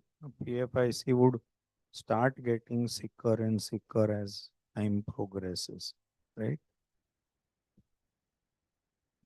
I think the PFIC are of three types. So not all PFICs start very fastly progressive, and therefore it could be. The point is, a biliary atresia should have developed cirrhosis. And the liver, if the findings are right, it should have been firm, there could have been a spleen. Okay, all that has not happened. So which means that this could be an intrahepatic cholestasis which is slowly worsening. I won't recall the correct which type comes up very early or that. We'll have to check that. But two of them have a normal GTT. So I think this could still, if we go by what we see, there is no spleen, the liver is soft, there is no apparent, there is no edema feet, etc. The child doesn't look very sick. So the question is it slowly worsening intrahepatic cholestasis? Is still a possibility in my mind. We'll have to check, obviously, the investigation. But if your liver is soft, by now it should have developed a biliary cirrhosis only. This child has not. Therefore, possibly a PFIC still stands. Investigations? नहीं किया है? Child actually, she had presented earlier in the month of November also. That is her first presentation. Mother on history, she said that on inquiry, she said, okay, it was present since 3 months, but it had never bothered her so much as to go to a hospital. Then in November, she had come at 7 months of age. And at that time, we had done, like, to begin with, on the CBC picture, there was nothing, there was no abnormality, everything was normal. And then when she had presented, her transaminitis was very severe. So she had presented with an OTPT, which was in three triple digits. PT was, I think, around 1,000 or something. So that time we were confused because which all liver diseases could have had such high transaminitis, because hepatitis was did not look likely for her. We thought of some shock liver also, some ischemic injury, but again there was no antecedent history. On adding, then she was started on supplements, or we had added UDC and everything, and then it had dropped down eventually. We had done a USG also, but on the USG the liver ecotexture was normal. There was no sign, like there was nothing suggestive of an atresia also. So we were not able to get through to a diagnosis, and then we had sent a genetic workup in the end. But the genetic workup also came out to be normal. And we had done this thing also, liver biopsy, and there was just giant cell hepatitis on the liver biopsy. Now the child has come back again. The genetic report, we are not relying on that particular lab, so we're still working her up again. But for the diagnosis, we're in a fixed. We on the this thing biopsy, there's a giant cell hepatitis, but no other people have been suggested. There is a gallbladder on USG. USG, there's a gallbladder.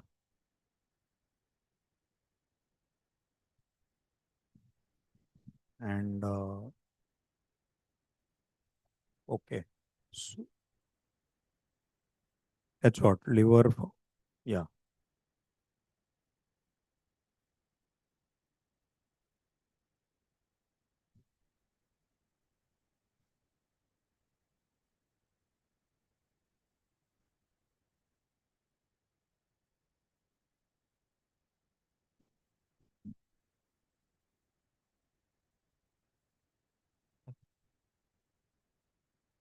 On 6 December, there is albumin of 3.8. On 24th December, albumin of 4. On 20th Jan, there is albumin of 3.8. Currently, there is a albumin of 3.3 on 20th Jan. On the CBC, she had a hemoglobin of 11.7 with a hematocrit of 37. She had total counts of 13,000 and platelets of 4,62,000. So the CBC was more or less on the normal side. And total bilirubin at that point was 14.1 with a direct bilirubin of 6 when she had presented in November. The OTPT was in the range of 1711 was the OT and the PT was 638. ALP was 558. Total protein was 7.6 and albumin was 4.4 at that point. So none of the synthetic functions were actually deranged. Current he's saying is 4. I think yesterday's is 4. 3.8. Total bilirubin yesterday is 7.4 and direct is 4.8. Currently just on UDCA.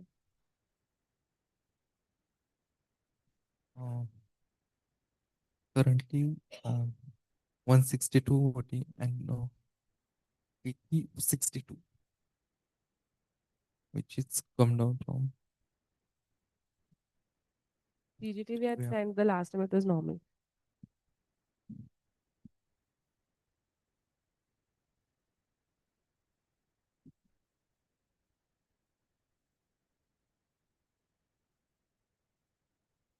Okay, so one student is asking about HIDA scan. So can you all tell us what does or HIDA scan tell us? Means what, why do you do it? What are you looking for in the HIDA scan?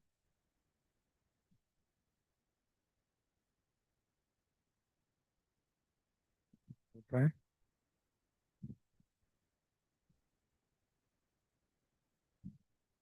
Biliary Atresia cases we do hide as well.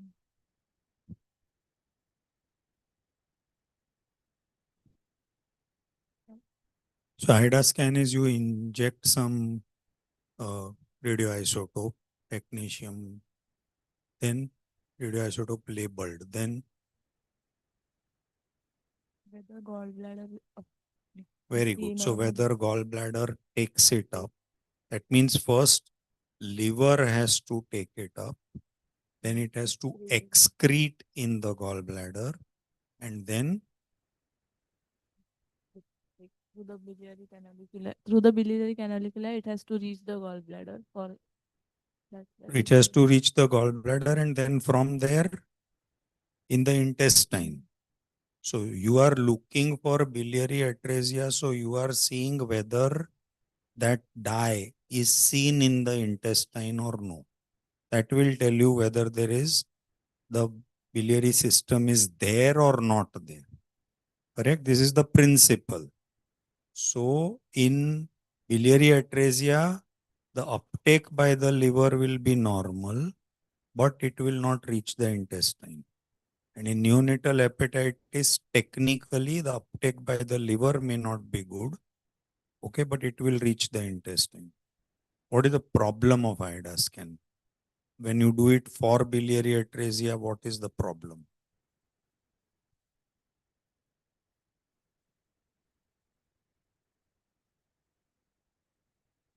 So the problem is, one is it is not reliable. So you can't totally depend on it. Second, you need preparation. You need 5 days of phenobarb for a better excretion. All that takes time. And when should you be diagnosing biliary atresia?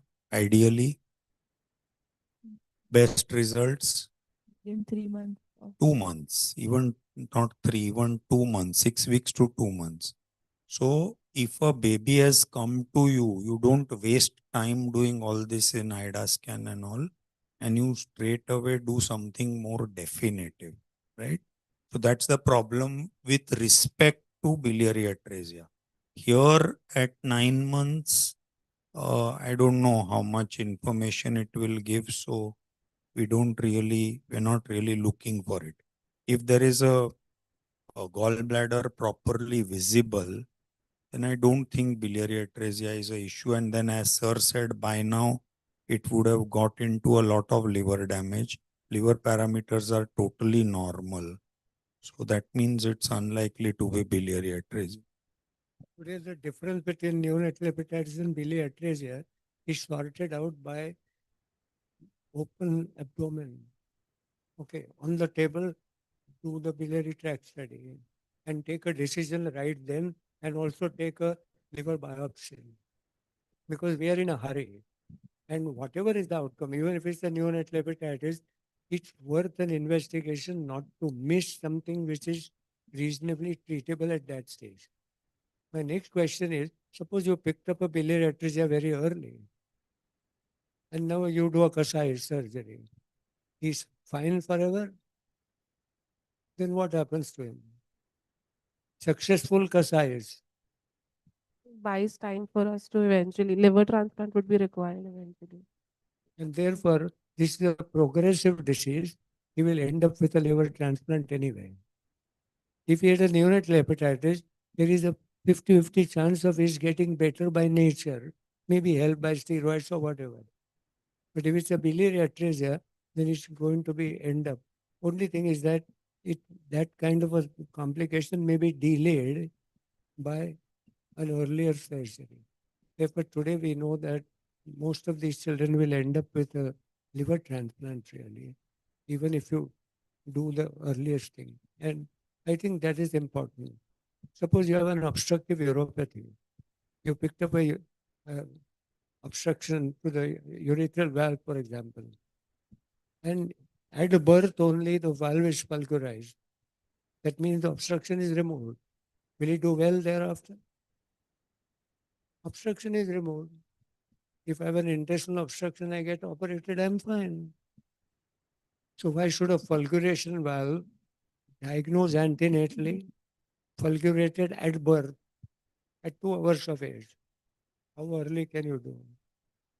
Now there is no obstruction. Now it's flowing well. Don't you think he should lead a normal life? And the answer is no, because this defect is there inside the fetus, at least after first 3 months. Therefore, the glomeruli are already not maturing and developing. And even a simple urethral valve obstruction, fulgurated at birth, may need a follow-up to confirm that the kidney functions are all right. Now, the kidney functions remain well till adolescence, when the demand increases. And if you miss that, luckily, then in pregnancy. So when the demands are increasing, the renal failure will come in, and many of them would need a very close follow-up. What kind of clinical follow-up you do for such a patient? Clinical follow-up. One test that you should never forget clinically, and that's height. Chronic renal failures come with short stages. If his height is going, and a blood pressure. Okay, that's so important.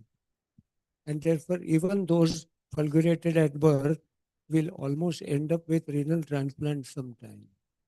And today, if you see the renal transplant or renal dialysis program for adults, majority of them are middle-aged, not seniors. That means we have missed them during pediatric age group. And they carried on till 30, 40 years of age. Okay.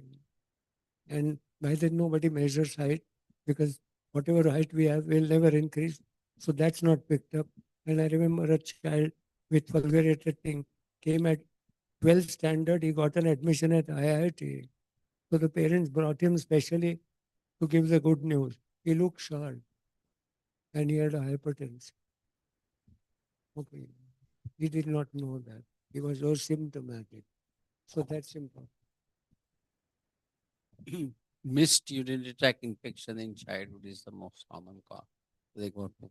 So any child, infant especially, or fever, even if your clinical suspicion is not UTI, just doing a simple urine examination. Even if it has to be done second time, third time, it doesn't matter. You will pick up a UTI. And at that time, diagnosis of UTI is not the end of it. That's the beginning of the treatment. So then you are going to follow him for valves or whatever. So UTI is not working. Sir, could this have been a some viral infection like CMV, etc., in that November episode, which is now over 1 or 2 months getting better? Because that time, what they are saying is the history of jaundice is very vague. The mother, we really don't know when the mother has noticed jaundice. That time, they only have high transaminases and almost nothing else, and mixed jaundice. And now the transaminases have come down, even the jaundice has come down, the bilirubin has come down from November to Jan, 2 months. I think as the infection is less likely at this age, uh, because B and C can be acute, maybe in 5 or 10%, but we will take it as only chronic, and therefore it's still unlikely. But again, one of the PFIC is a recurrent jaundice. Just look at that. As I said, I won't recall which type, but one of them is a recurrent jaundice in PFIC. Would this be a recurrent jaundice in PFIC?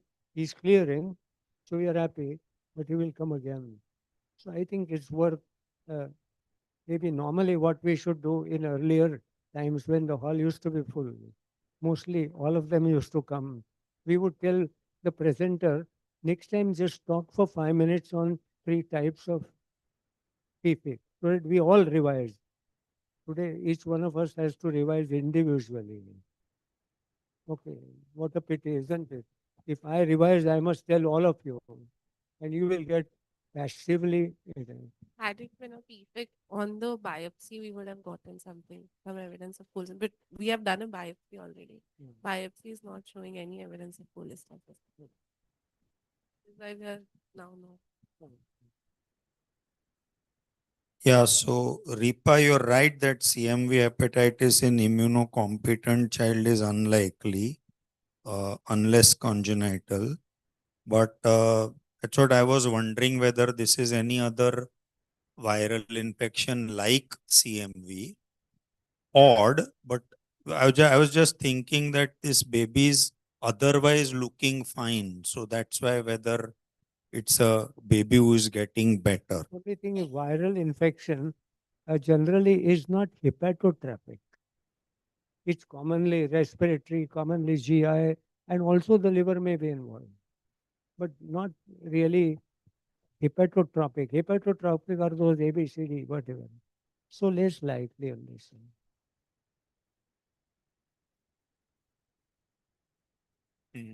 Moderate. So it says sections showing giant cell hepatitis with moderate cholestasis and cirrhosis, portal inflammation which is moderate. There are predominantly lymphocytes, few polymorphs and plasma cells. The bile ducts appear to be normal. In hepatocyte, there is giant cell transformation and there is moderate cholestasis within the hepatocyte and bile ganglia. There is no evidence of steatosis, no evidence of bile duct proliferation, ductopenia, CMV and storage. So they've written that there is no evidence of CMV disease, like the inclusion bodies and all that we see, that those are not seen. And negative for iron, the staining was done. Some amount of cirrhosis they've written. What are the causes of giant cell hepatitis?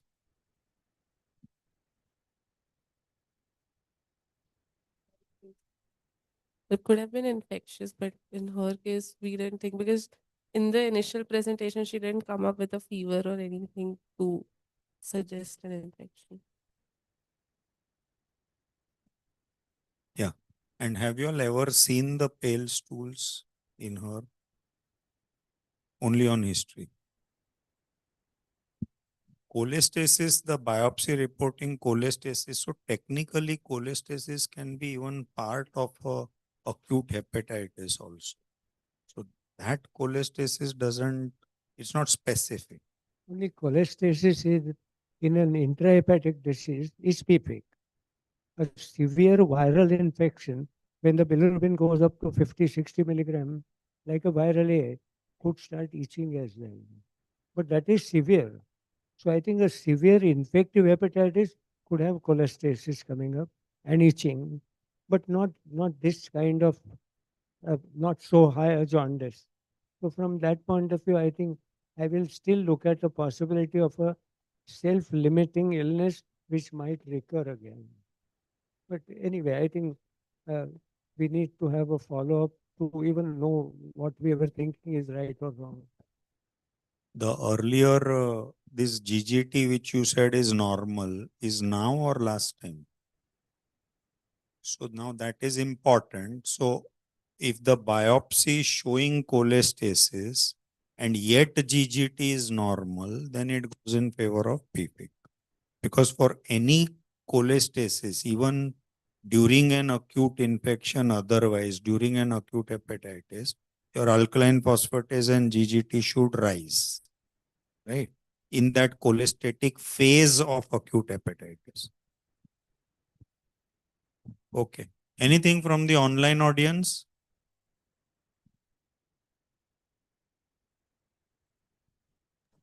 Thank you, Dr. Amdekar sir. Thank you, Rajesh, and lovely presentation by Nivedita and Ravi Raj. The first case was a delight because it was completely worked up. And even the second case is very, very interesting. We would love to have the follow-up. Thank you very much, everyone. Thank you. Ripa, can you unmute and speak? Because Yes, sir. Yes, yeah. sir. Good evening, sir. Ah. So, sir, actually, regarding this giant cell hepatitis, this is just one of the histopathological findings which they have got. But what they have also mentioned is the fibrosis which has set in. Although they have mentioned that the biliary ductules are normal, but PFIC is something which is a progressive disease, and probably at that point of time it is normal. But if we do it again, it might not come to be normal, sir. That is one thing. And they have mentioned that almost 50% cases can be idiopathic, and rest of them they have listed all the causes like BA also, PFIC also, alpha 1 antitrypsin also, and many others, sir. Yeah. So you're right. Giant cell hepatitis is pretty non-specific, and this could still be evolving PFIC. So Yes, sir. yeah. So we need to be open to that. Yeah. Okay. Thank you, sir. Thank you.